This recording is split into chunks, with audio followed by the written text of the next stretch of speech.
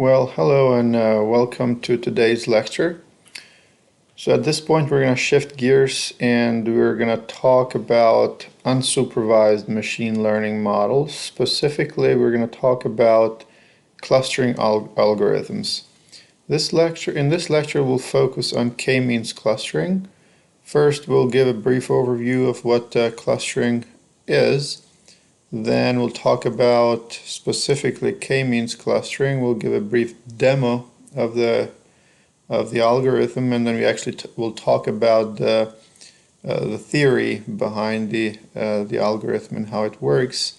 And then we'll continue about discussing some of the shortcomings of the k-means clustering. Although I state here applications of k-means clustering, I'll actually postpone that to another lecture so that I can keep this lecture focused. But what we will be talking about in the next lecture is some applications of the k-means clustering, specifically to conduct image segmentation and data pre-processing, and possibly we'll also maybe talk about semi-supervised machine learning models where we implement k-means clustering in generating labels. Okay, so what are clustering methods? So remember that so far when we have dealt with data, we always had, aside from the observations, we always had like a target variable as well. But oftentimes the data that we collect simply does not have a response variable. Okay, so there's no way to conduct predictions in this scenario, but we still would want to understand the structure and discover interesting things about the data. Okay, so what we do basically, so one of these interesting structures that we would want to discover, for example, could be identifying clusters or subgroups within the data. And this is basically what clustering methods are. So they are unsupervised machine learning techniques, and it's basically a set of, or like a collection of techniques that are designed to identify subgroups within a data set.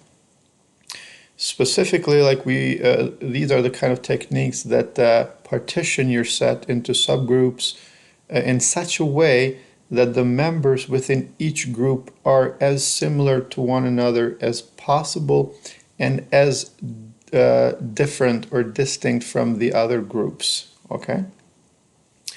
And of course, we're going to have to quantify this idea of similarity of observations or similarity of clusters. Okay? And as we'll see, it's sort of model specific, like this idea of similarity. Okay, and so let's talk about k-means clustering right now. So k-means clustering is one of these algorithms that's used to identify or hunt for clusters within the data.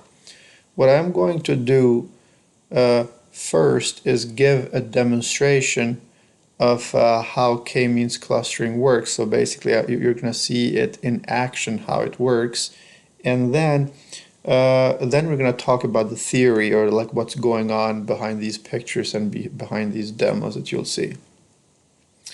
Okay, so let's start by basically here importing some of these libraries.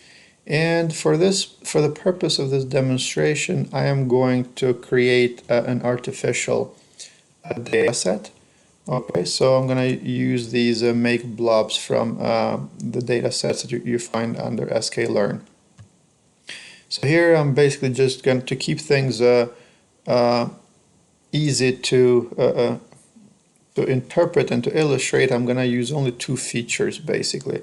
But recall that, I mean, not recall it, I guess, but like, I just want to sort of, in real life, our data are usually high dimensional, so it's not going to be as easy to visualize as in this case. Okay, so let's first graph what this data looks like. So again, as I said, our data here has only two features, and again, in real life, this is usually many more features, for example. And it's harder to visualize it like this, at least without doing some more work. I mean, there is like dimensionality reduction techniques that we'll talk about in the future. But so for now, this is what our data looks like, okay? And just looking at this scatter plot, it seems like there may be 3 or 4, possibly 4 clusters or subgroups. So actually, I mean, I know for a fact that there are 4 because that's how I created it. But again, in real life, we wouldn't know this to begin with, okay?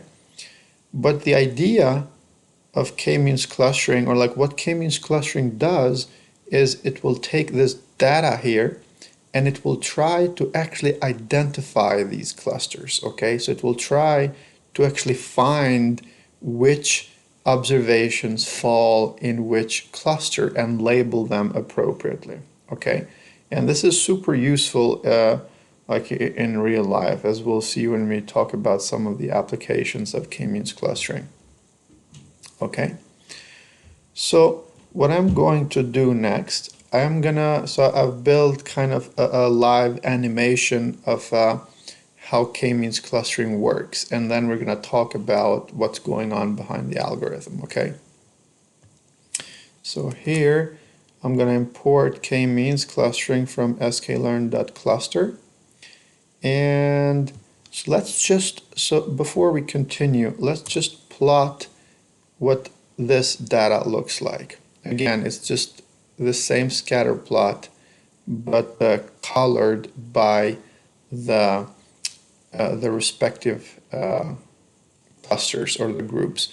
And remember, we wouldn't know this a priori in real life, right? I wouldn't know that this is a blue, for example, or this belongs to this blue subgroup, or this belongs to the green subgroup, right? Because otherwise it would be pointless, that there would be no need to apply k-means clustering or any other clustering algorithm. But here, since I artificially created this data, I know precisely which point belongs to which group, and that's what I've done here. I've colored it according to that. Now, what I'm gonna do here is, so this code here basically will, so what it will do is as follows. It will run k-means clustering, where it first runs 1 iteration, and then it runs basically 2 iterations, 3 iterations, 4 iterations, all the way to 10 iterations. Okay. And so I will explain in just a little bit what is happening here. But first off, before I run the simulation, let me just show you that this scatter plot, aside from the coloring, is exactly the same as this scatter plot, okay? But once I run this simulation, what's going to happen is you're going to see in real time how k-means clustering reassigns the colors in an attempt to come up with this picture, basically. Okay, are you ready? Let's go.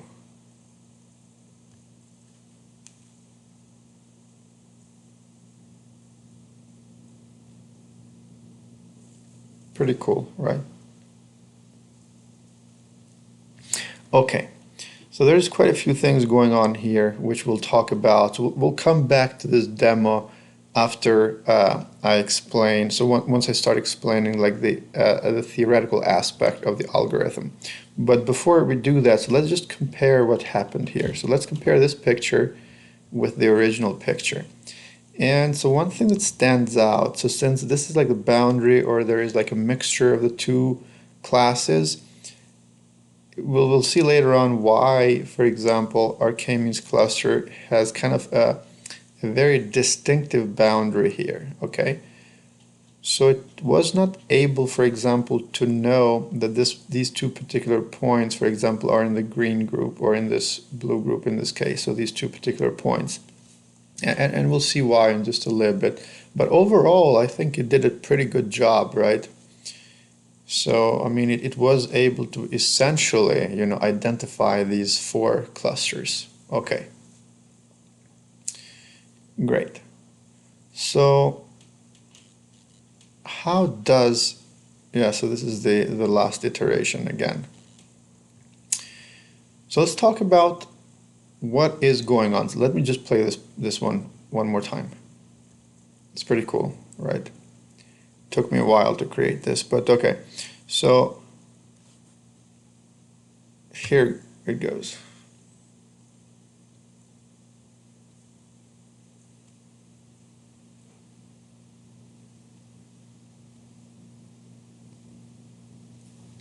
Awesome. Okay. So now what is going on? Like, what is the algorithm doing that it was able to come from this to this? Okay. So here's how it works.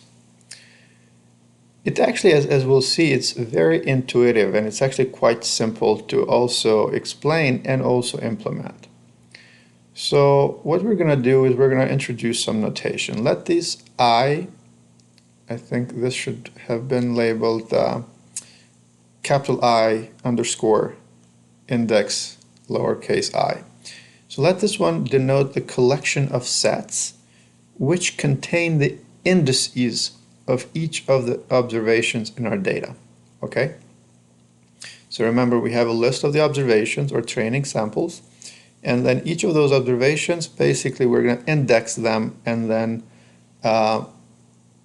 this is the collection of sets. But basically these sets will contain the collection of those indices. Okay? So we're going to require that these sets satisfy 2 conditions. So basically, if you take the union of all of these sets, you should get all of the indices in your data. So assuming that we have here n observations, then the union of their indices should be exactly, you know, n, like 1 through n. And we want these guys to be pairwise disjoint. Okay, in other words, for example, in this case, I would have I1, I2, I3, and I4. And I1, for example, would contain all the indices of these observations. I2 would contain all the indices of these observations, and so on. So basically, we want them to be disjoint because we don't want one observation to fall in 2 or more groups. We want each observation to fall into a unique group. So the first thing we got to decide is, what do we want to think of as a good clustering?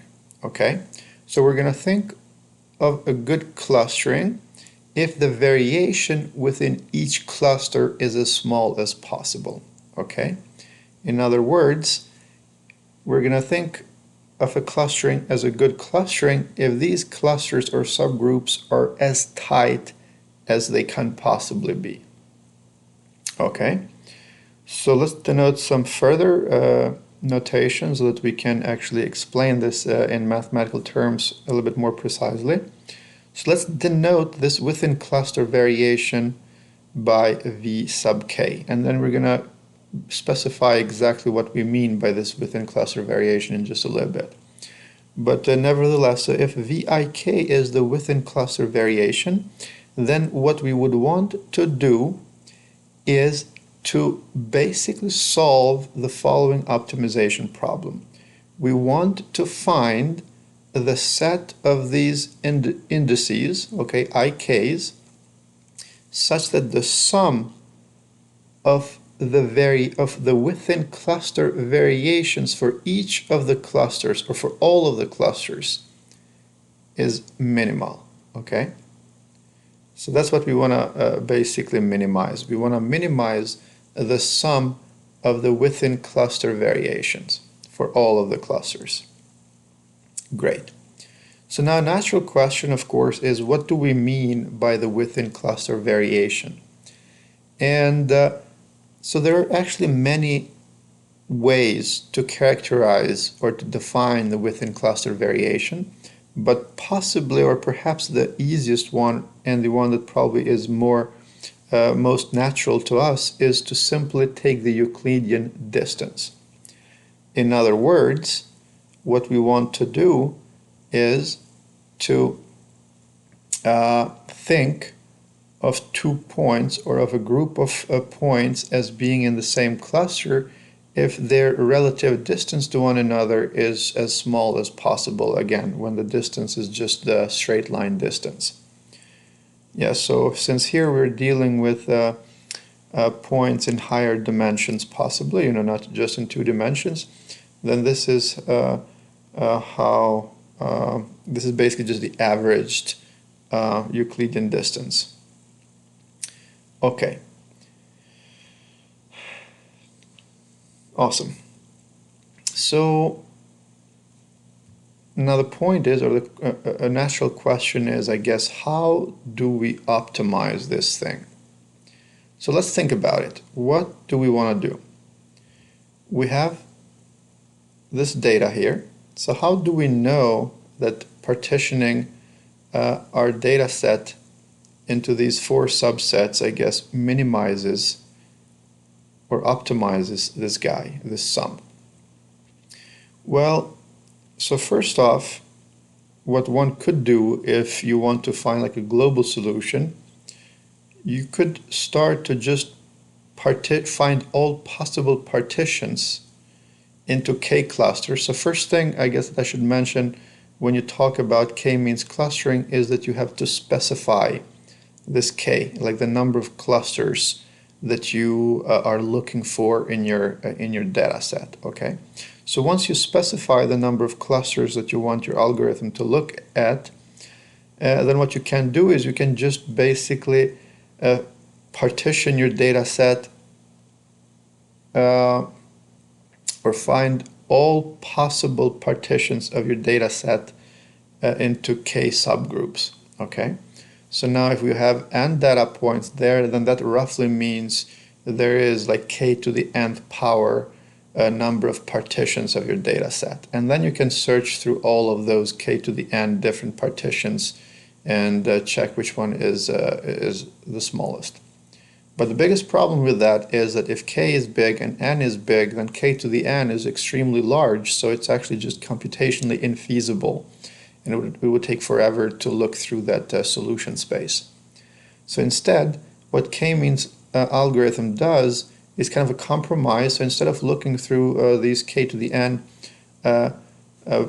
partitions, it tries to find a local optimum instead of finding of searching for this global optimum minimum. So how does it do it? So here is what it does. It starts by randomly initializing cluster assignments. So in other words, to each observation, it assigns randomly a number between 1 and k. So let's go back here, and this is, let me go all the way to the beginning. So in other words, since here we're searching basically for 4 clusters within our data, what the algorithm does at stage 0 or at step 0 is it randomly assigns, in this case, one of the 4 colors to our observations. And that's why we see, kind of a rainbow of colors here. But I mean, we have only 4 colors. So we have this orange, blue, green, and this, I don't know what this is, like a reddish or maroon, actually. Okay. So once it sort of randomly assigns class labels or cluster labels, then it will iterate the following steps until the cluster assignments no longer change. In other words, until you reach a point where even if you continue to run the same iterations more and more, nothing changes. Okay, so what are these 2 things that you need to iterate? So for each of the K clusters, in our case, basically for each of these 4 clusters, right? So remember, everything that's in orange, for example, in this case, consists of 1 cluster. Everything that's in green consists of another cluster, and so on for the rest. So for each of those, it will compute the cluster centroid, okay? In other words, it will compute the means of the observations that are assigned to each cluster. So let me just illustrate. So for example, the centroid for cluster ij would just be this. Okay, so you're basically just taking all of the observations in class ij and you're finding its mean. So in other words, next step, what the algorithm will do is it will pick all the observations in orange and it will compute their mean. It will pick all the observations in maroon and it will pick their mean. It will pick all the observations in green, it will compute their mean, and so on. Awesome.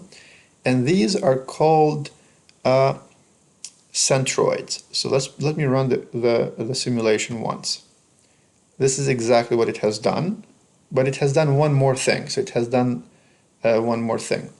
But these guys, okay, what's the second thing that it has done? It's this guy. Now, once it has computed these centroids or these centers, it will compute the distance of every point or every observation to each of these centroids or to each of these centers of these clusters, and then it will assign each observation to the cluster whose Euclidean distance to its centroid is smallest. Okay, let me say that again.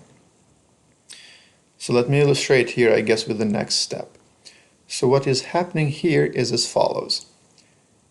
Now, the algorithm here, it has computed the mean or the centroid of this cluster in green, and this red triangle denotes that. This other red triangle denotes the mean or the centroid of this blue cluster. This red triangle here denotes the centroid of this maroon cluster, and same for this other red centroid. I mean for this other red triangle. Now what the algorithm, or what K-means algorithm does in the next stage is as follows. Let's pick this guy. So it will compute, for example, the distance from here to there, from here to there, from here to there, from here to there.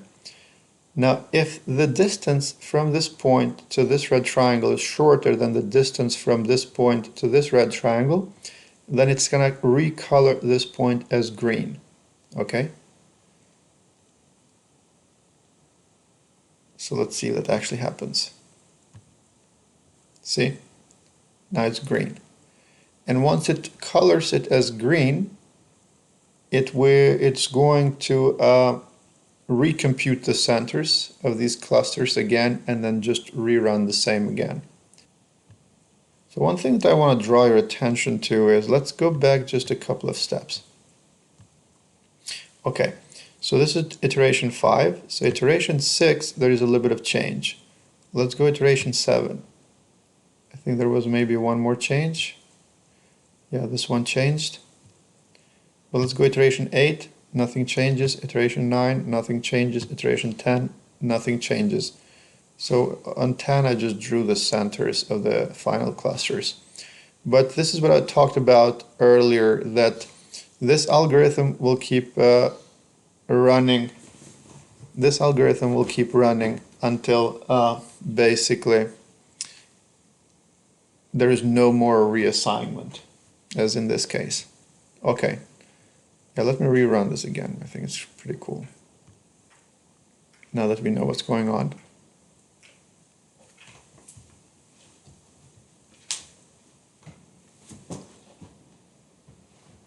Okay. So, yeah, that's basically it. So how do we pick K? In other words, how do we know how many clusters to look for? Now imagine, if this was a real life problem and I was dealing with higher dimensional data, I wouldn't know that, a priori, that I have 4 clusters in my data. Okay, so how do I know how many clusters to look for? Well, so in here, if you noticed, one of the things that I displayed here was this inertia. So this inertia is essentially It's not quite the same as this total variance that's being decreased after each iteration, but it's very similar to that. But you can, for all intents and purposes, you can actually think of that inertia as this total variation, I guess, that's being decreased from, it's like this total variation basically that's being computed from iteration to iteration. So, and we noticed here that after a while, for example, after a while, let me start again here. So after a while, okay. So the first time inertia was 174, and then it dropped to 114, and then to 81, and then to 78, and then to 77 after iteration 5. And then it just like it never really dropped much after that. And this is the idea. So I guess in literature, this is known as the elbow trick. So what you do is you plot the inertia scores as a function of the number of clusters. Okay, so what we're going to do here, for example, is we're going to look at, say, 15 clusters. So for I in range 2 to 15, I'm going to fit k-means clustering, okay? And then I'm basically just going to save the inertia scores under this inertia underscore. And then I'm going to plot them. So the elbow trick, so what you want to look for is kind of where this, it's called the elbow trick because it looks kind of the elbow, right? So you want to typically pick, the number where the rate at which the inertia in this case is decreasing slows down significantly. And here, as we see, going from 2 to 4, there's quite a bit of a rapid decrease, I guess, in inertia. And after that, I mean, yes, it does decrease, but it doesn't decrease as much. So picking 4, even if we didn't know that we had, I guess, four clusters in our data, picking 4 would have probably been the most reasonable thing to do. Although, one could argue that, I don't know, like a 6 or 7 might also work.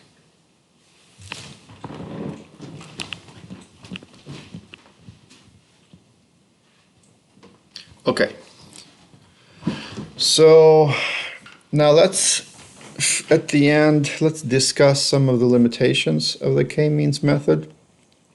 As we saw, it's pretty simple to use, and as we'll see, although it's very simple, it actually is also very useful, but it does have some limitations.